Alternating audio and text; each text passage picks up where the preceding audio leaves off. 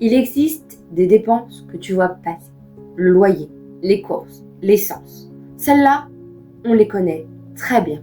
Et puis, il existe les dépenses que tu ne vois presque jamais.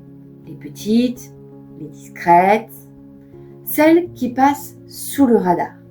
Et ce sont justement elles qui ruinent ton budget.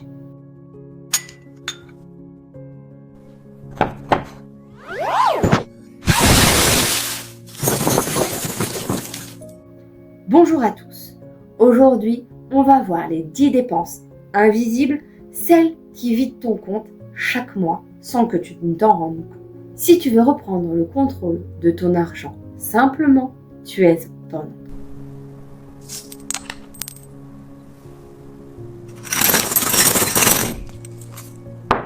Aujourd'hui, on va faire un peu de ménage dans tes finances. Et je te garantis que certaines vont te surprendre. Le problème, ce n'est pas d'avoir Netflix, Spotify, Disney+, j'en passe.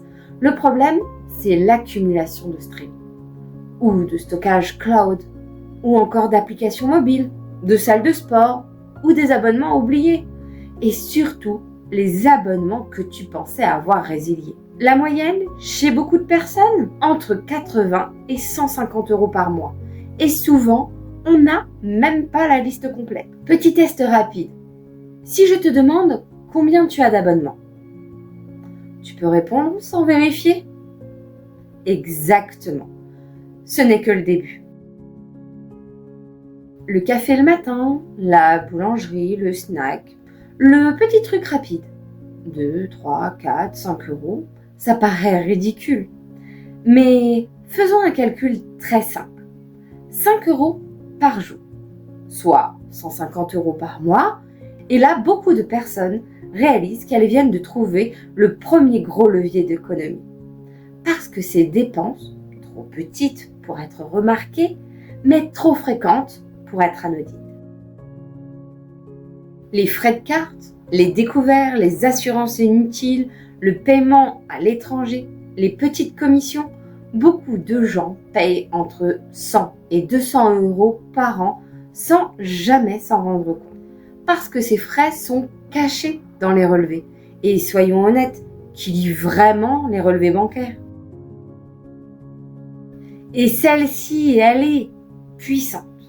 J'ai eu une journée difficile, je mérite, c'est pas grave, ça me fera du bien. Et hop, vêtements, déco, gadgets, petits plaisirs.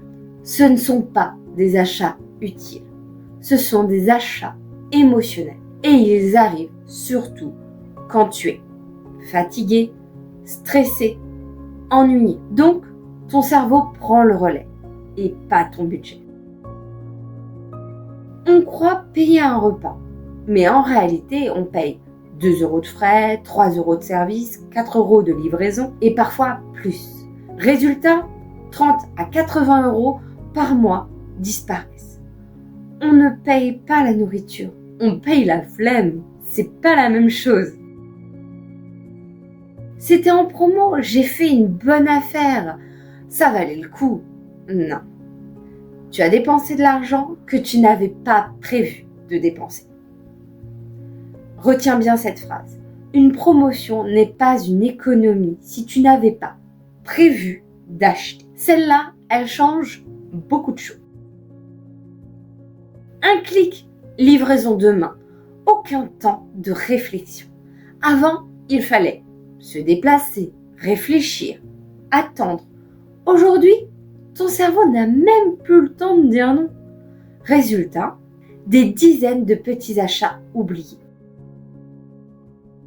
Assurance de téléphone, assurance moyen de paiement, extension de garantie, assurance en double avec la carte bancaire. On les prend au cas où, puis on n'y pense plus jamais. Et pourtant, 5 à 20 € par mois, ce n'est pas énorme, mais c'est une dépense qu'on ne remet presque jamais en question. On assure parfois plus nos objets que notre budget. On pense surtout à l'essence, mais il y a tout le reste. Parking, péage, lavage, petite réparation, contrôle technique, des dépenses régulières. Donc, invisibles dans notre tête. Mais si on les lisse sur l'année, ça représente 30 à 100 euros par mois. La voiture coûte surtout quand on n'y pense pas. Les cadeaux improvisés, les cagnottes, les anniversaires, les sorties imprévues, pot de départ. Ce sont des dépenses normales, mais elles ne sont presque jamais prévues dans le budget.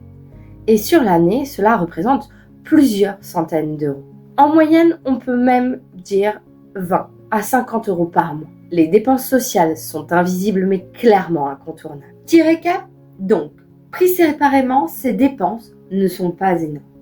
Mais ensemble, abonnements, petits achats, livraisons, promotions, achats émotionnels, achats en ligne peuvent représenter 300 à 500 euros par mois. Oui, par mois. La bonne nouvelle, tu n'as pas besoin de te priver. Tu dois juste reprendre conscience de tes dépenses.